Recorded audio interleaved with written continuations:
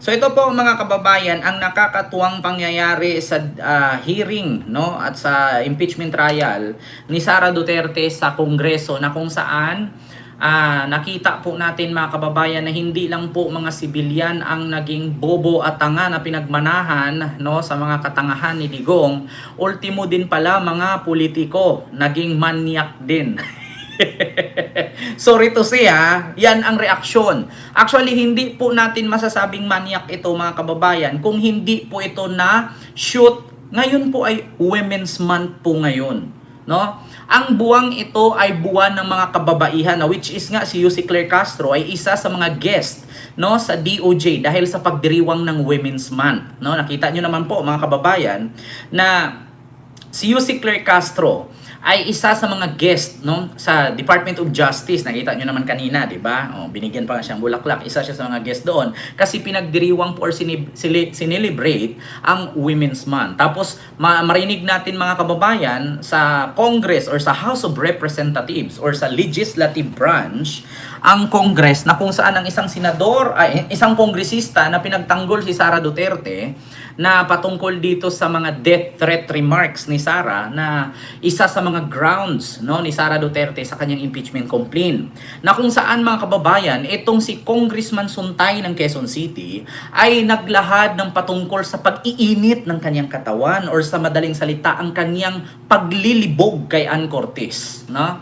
Naglilibog, umiinit ang kanyang katawan na hindi daw niya alam ang kanyang sunod na gagawin o nararamdaman nung nakita niya si Ann Cortez. Na syempre Ann Cortez Diyosa yan di ba?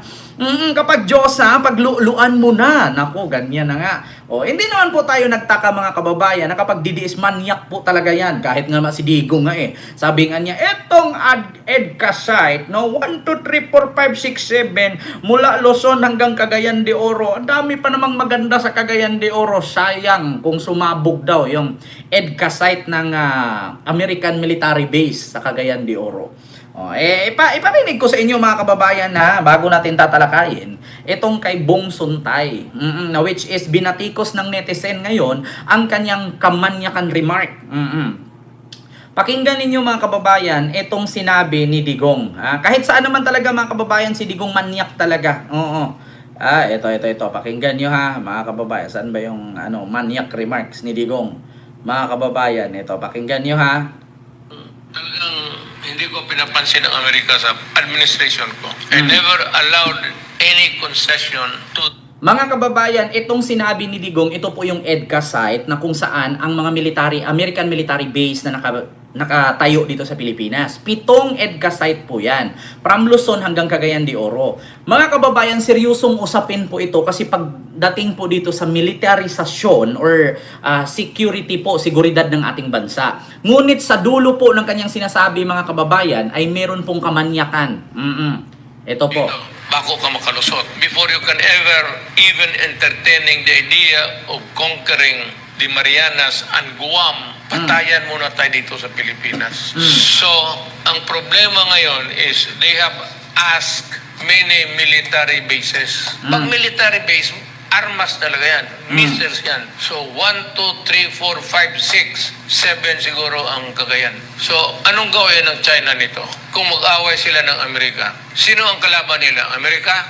Saan ang Amerika? Nandito sa 1, 2, 3, 4, 5, 6, 7. Kaya bumbabahin talaga nila yan. Luzon, Visayas, hanggang Cagayan de Oro.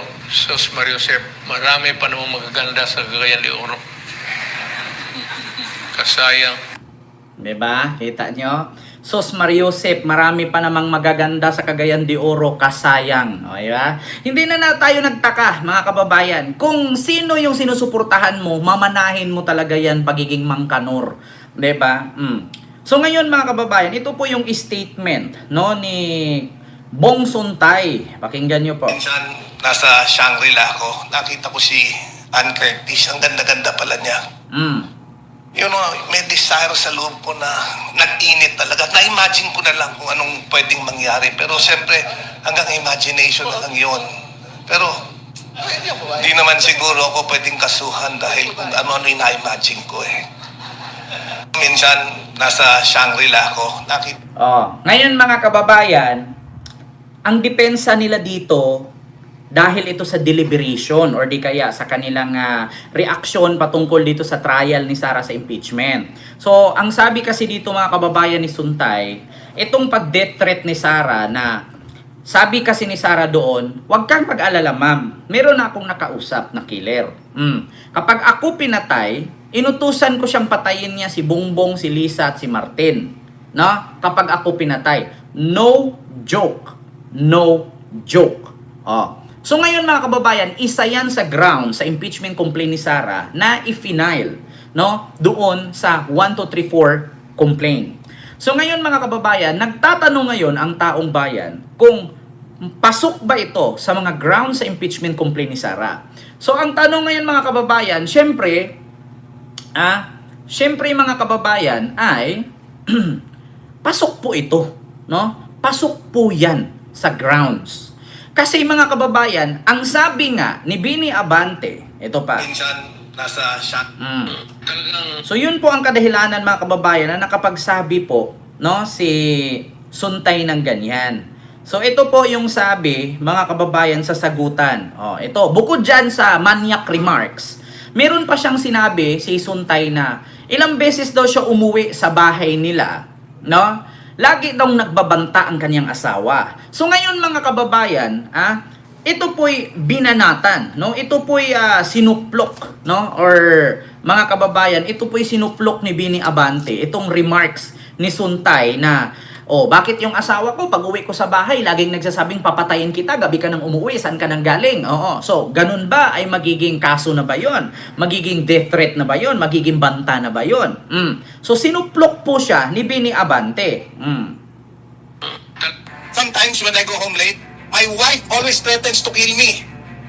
Sabi sa akin ng asawa ko, papatayin kita na eh. Umaga ka na naman umuwi.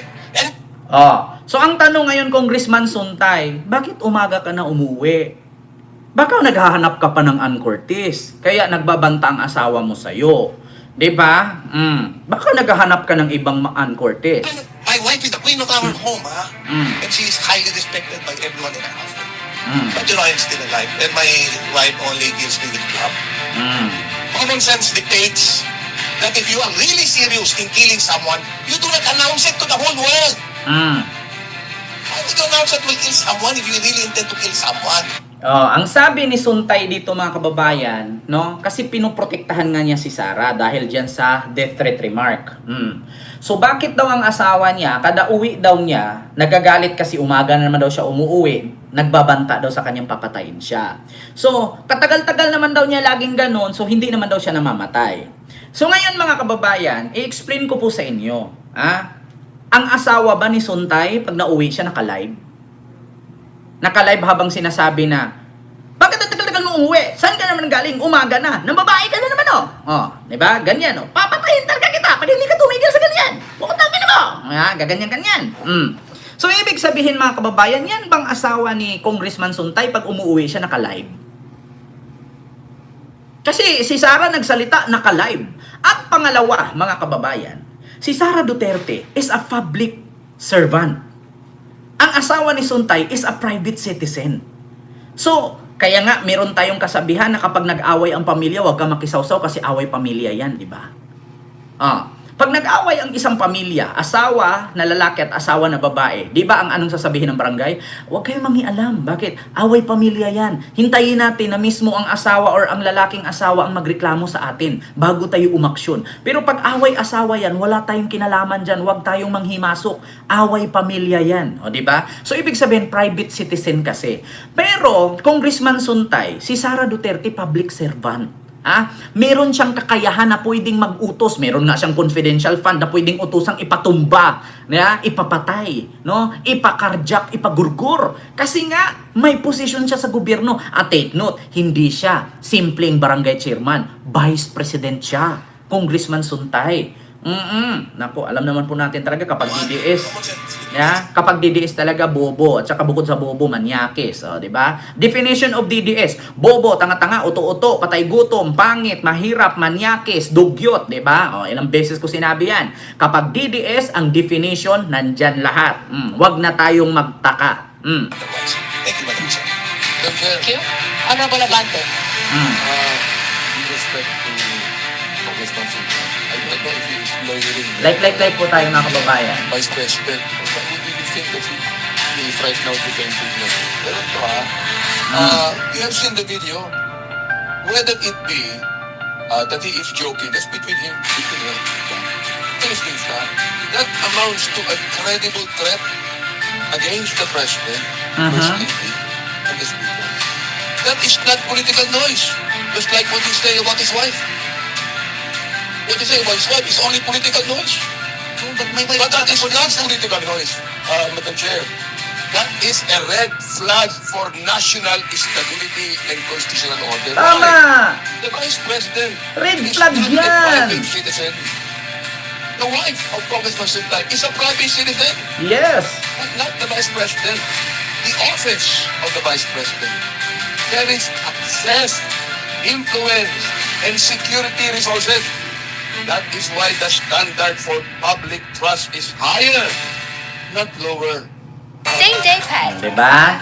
O, sabi pa ni Suntay doon, joke lang daw ang sinabi ni Sarah. Pwede bang i-search natin kung joke ba ang sinabi niya?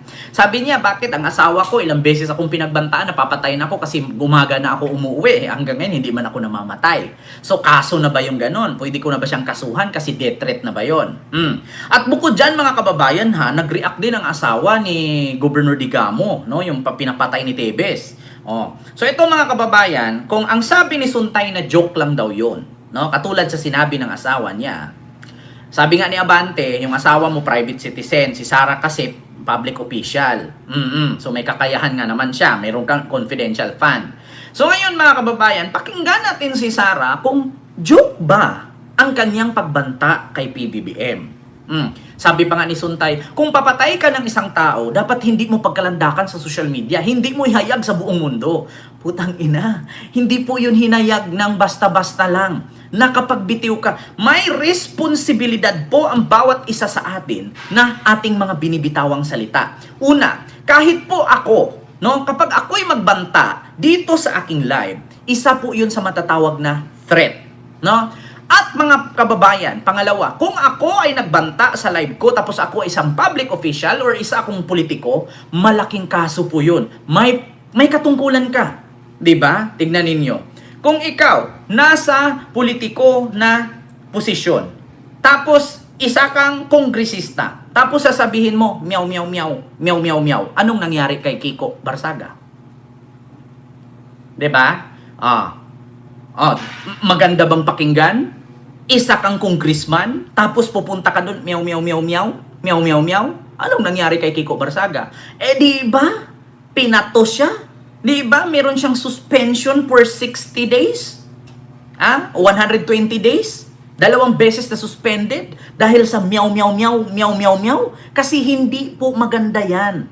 Meron pong code of conduct at code of ethics ang bawat posisyon na kung saan ka na belong. Kahit sa mga vlogger, may mga code of ethics, code of conducts yan. Maskin sa mga professional, guro, teacher, police, or anumang posisyon mo, no, sa lipunan, dapat isa sa atin may responsibility for do our job. Di ba?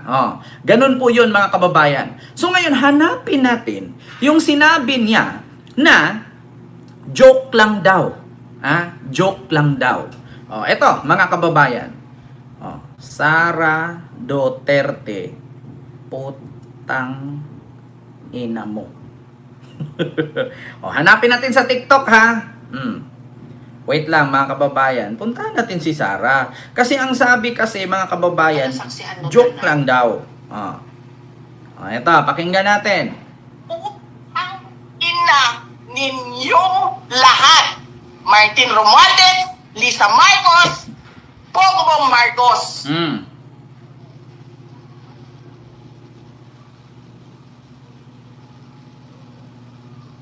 Ano? Ginigit-git nyo yung mga tao ko dyan sa envelope na yan. Lisa Marcos, naalala mo? Nagpadala ka sa akin ng video? Sinabihan mo ako saan kukunin ang pera.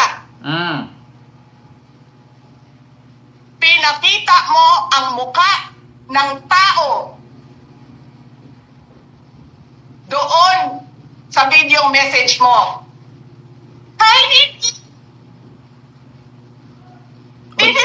She's been working with us for the longest time. We trust. Oh, gaganyanin mo ang Vice President, ang President at ang First Lady at House Speaker. Gaganyan-ganyanin mo. So, ano ba ang tawag doon? 'Di ba meron tayong tinatawag na ethics complaint? 'Di ba? So, ang tanong ko ngayon, kay Congressman Suntay, joke ba yan? Hindi ba siya pwedeng kasuhan dyan? Si Kiko Barsaga nga lang, nag-post lang ng mali sa Facebook, nagkaroon na ng ethics complaint na suspended ng 2 beses eh. Di ba? Eh yun ngang teacher, naalala nyo yung teacher?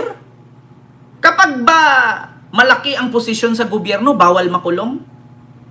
Pero bakit yung teacher na nag-post na kung sino makapatay kay Digong bibigyan ng 50 million, bakit pinadampot ng NBI? Ganun ba yun? Her. You sent me written instructions about money. Money. Millions. Million. A month. A month. Anong nakalagay doon sa envelope? Deep. DepEd. Nagbigay daw ng instruction si Lisa, millions of money a month. Anong nakalagay sa envelope? DepEd. So bakit mo ginastos papuntang Germany at manood ka ng concert? Ang nakalagay DepEd. Bakit mo pinamigay sa mga staff mo tag 50,000 nilagay sa sobre? Di ba? Pag sinabing DepEd, gastusin mo sa DepEd. Hindi sinabing ibulsa mo at ipamigay mo sa mga staff mo sa DepEd. Di ba? Anong ginawa ko? Binigay ko sa DepEd. Binigay mo sa DepEd. Putak na mukha. Di ba? Ganyan. Hindi ba magkakaroon ng ethics complaint yung ganyan na magmumura ka? Nasa mataas na posisyon ang Gaga. Nasa posisyon siya, Vice President siya, nag-take out pa siya sa Davao kasama si Ramil Madriaga. At kasama ang kanyang nanay, nakagown sila ng kulay green at umiirap sa tatay niyang gumaganon. Naalala nyo? Doon sa may harap ng Davao City Hall, iniirapan ng nanay niya ni si Digong noong niyakap ni Sara. Gumaganon yung nanay niya.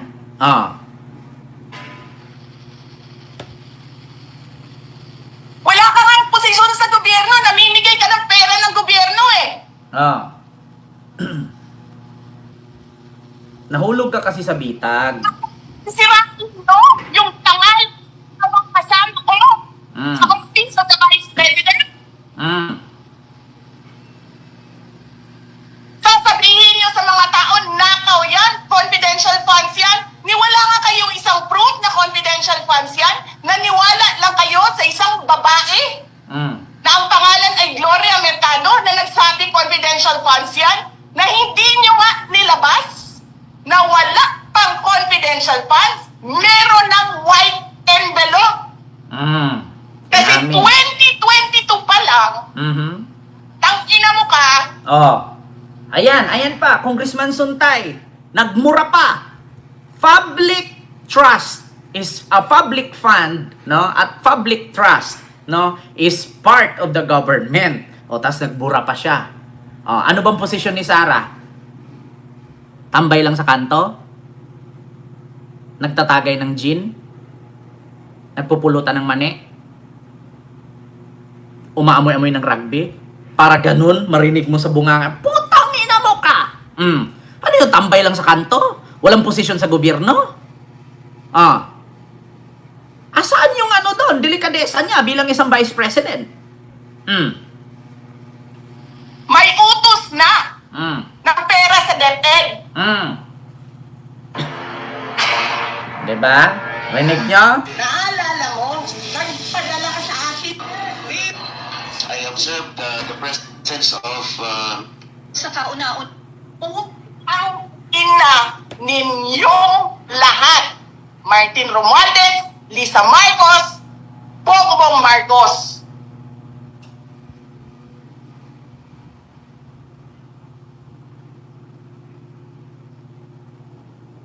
Ginigit-git nyo. Ang ina ninyong lahat. Martin Romualdez, Lisa Marcos, Bongbong Marcos. Ito pa, mga kababayan.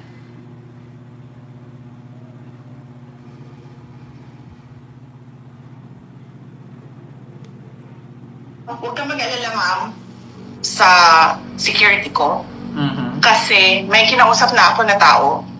Sinabi ko sa kanya, kapag pinatay ako, patayin mo si BBM, si Lisa Araneta, at si Martin Romualdez. No joke. No joke.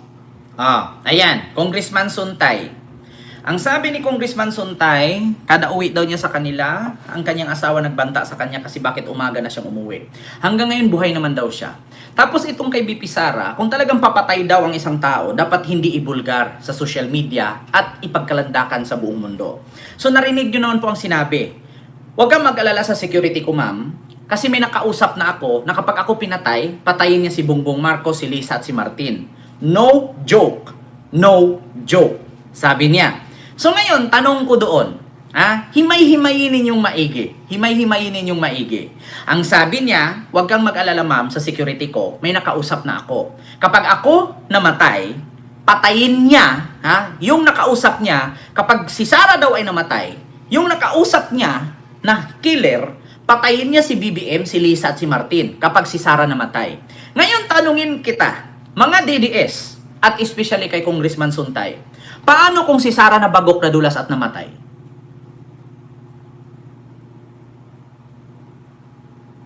Patay si BBM, patay si Lisa, patay si Martin. Sige nga, paano kung si Sara nagja-jogging dyan at plinano niya na habang nagja-jogging ako, barilin mo ako? Tapyasan mo, parang Donald Trump ba? Habang nangangampanya, barilin mo tayong ako. Para may rason tayo na manalo at ipakulong ang nagbanta. 'Di ba? Paano kung dyan sa statement ni Sara na yan? Huwag kang mag-alala sa security ko, ma'am. May nakausap na ako. Pag ako pinatay, o pag ako namatay, patayin mo si Lisa, si Bongbong at si Martin. Paano kung nadulas si Sara na bagok at namatay? Sige nga, paano kung si Sara, pagkain niya, nalunok niya, tinidor, hindi makahinga at namatay? Hindi urada yung killer na kausap niya. Kasi ang sabi, kapag ako namatay, patayin mo si Bongbong, si Lisa, at si Martin. Paano kung si Sara nakagat ng malaria at na dengue at namatay? 'Di ba? So patay si BBM. Patay si Lisa at si Martin.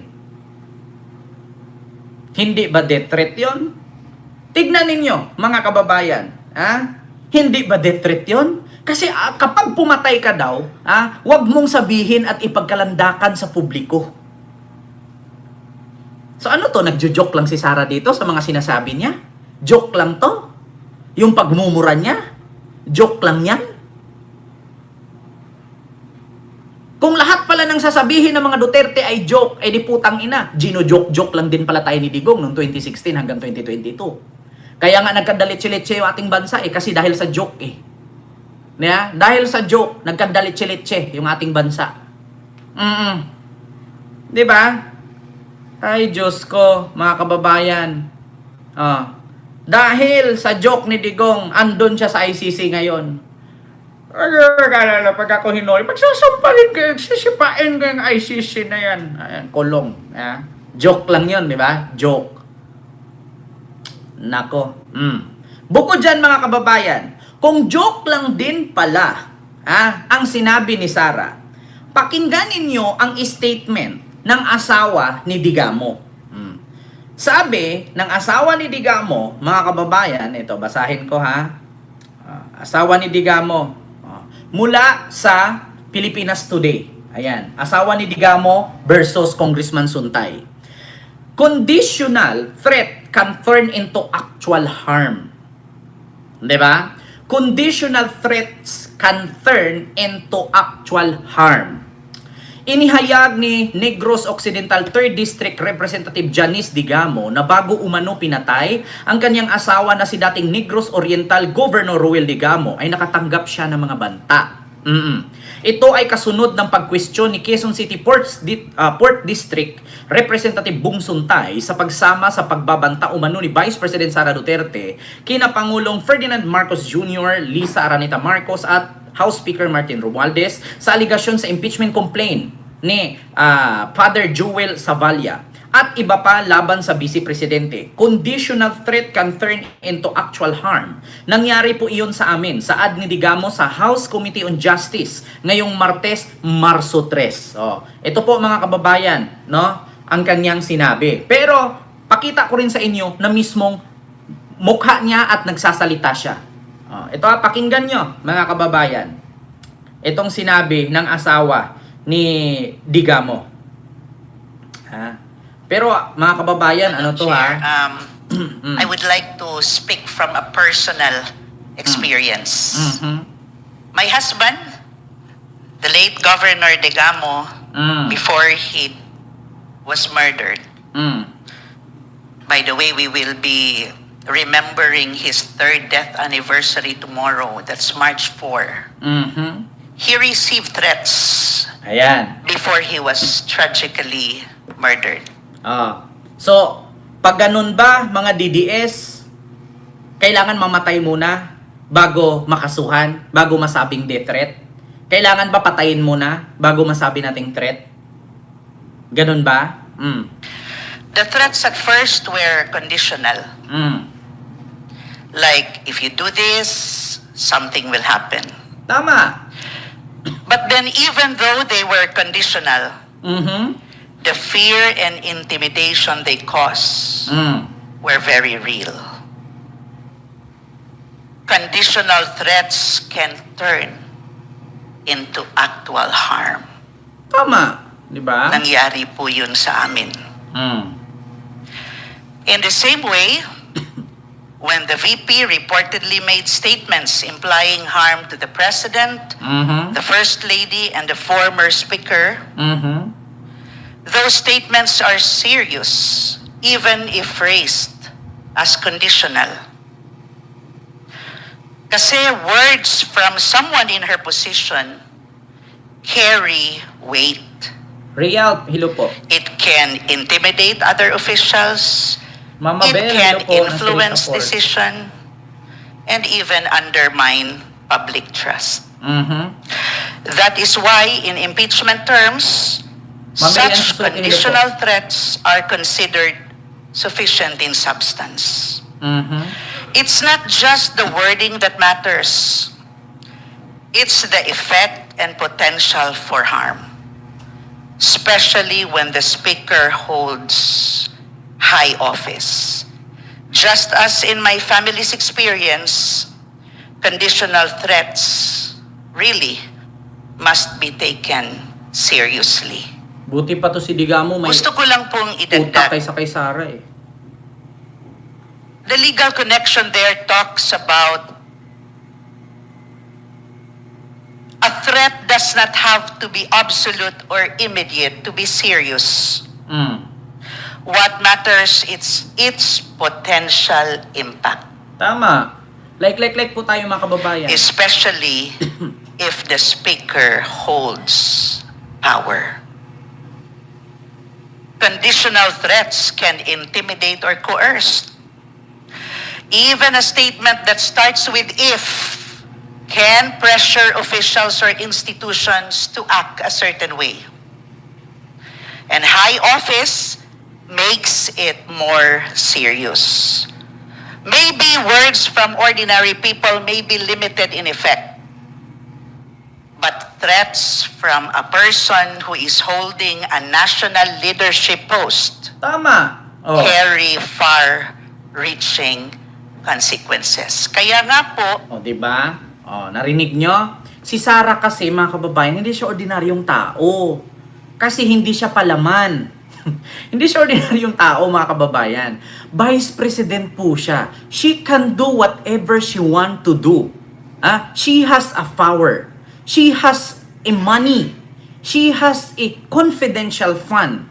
She has an intelligence. She has a bodyguard. She has a power na to kill, to summon Kasi hindi siya ordinaryong tao. Okay lang sana kung si Sara ay isang tindera ng balot sa palengke or tindera ng asin. So anong kakayahan ng tindera ng asin na magbayad ka ng 100,000,000 para ipatumba mo ang Presidente, First Lady at House Speaker? Sige nga. Si Sara po may power. Diba? She can do whatever she want to do in this country because she is a vice president. Even if ang tingin natin sa kanya ay walang kwenta, pero still, she is a vice president in this country. She know what to do because she has a lot big power, 'di ba, in this constitution. Just try to imagine how many times na sinampahan siya ng impeachment, but still meron siyang naipresent na not only 1, 2, 3 but 16 lawyers. 'Di ba? So, paano niyo masasabi yan ngayon na hindi siya powerful? Saan ka kukuha ng 16 na abogado kung wala kang power? Sino po ang kinasuhan sa Pilipinas na naglagay ng sandamakmak na abogado? Only Sara is the first in the Philippine history na kinasuhan na nagbagsak ng 16 na abogado. Biruin ninyo, even if her father, di ba, na kahit nandun na sa dahig, they can provide lawyers, international lawyers to pay a big amount, billions of pesos, 150 million a month. So, how could na hindi sila powerful? And even if Digong nakakulong sa dahig, the senators in the Philippines still protecting Digong by making or proposing resolution para si Digong ay pauwiin at i-house arrest. Ngayon yung sabihin hindi sila powerful. Even the Supreme Court declaring unconstitutional of her impeachment complaint from last year 2025 na wala namang investigasyon. Bakit? May ginawa ba ang Supreme Court na pagdidebate? Meron ba silang mga dialogo doon? Iniimbestigahan ba nila? Bago nila diniklarang unconstitutional ang impeachment ni Sara? Then, imagine how Sara Duterte is powerful. Diba? Ganon yun, mga kababayan. Kaya hindi natin pwedeng sabihin na wala, joke lang yan. My God. My God.